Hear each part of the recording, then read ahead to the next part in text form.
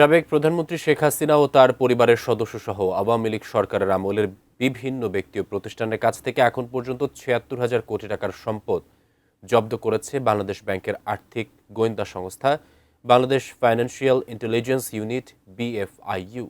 এর মধ্যে দেশে ৫৭,০০০ কোটি টাকা এবং বিদেশে ১৯,০০০ কোটি টাকা সমমূল্যের সম্পদ রয়েছে। বুধবার বাংলাদেশ ব্যাংকের প্রধান কার্যালয়ে ২০২৪-২৫ অর্থ বছরের বার্ষিক প্রতিবেদন প্রকাশ নিয়ে আয়োজিত সংবাদ সম্মেলনে এসব তথ্য জানান বিএফআইইউ প্রধান ইখতিয়ার উদ্দিন মামুন। গত অর্থবছরে ৩০,১৯৯টি সন্দেহজনক লেনদেন শনাক্ত করা হয়েছে বলে জানান তিনি।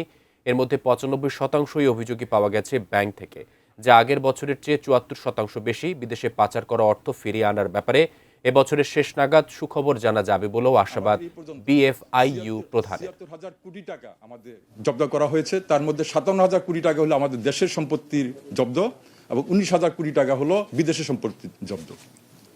এটুকু দিতে পারি। আর হলো যে এমএলএআরগুলি এই পর্যন্ত আমাদের ২৩টি এমএলএআর পাঠানো হয়েছে এবং সেগুলি কার্যক্রম চলমান আছে।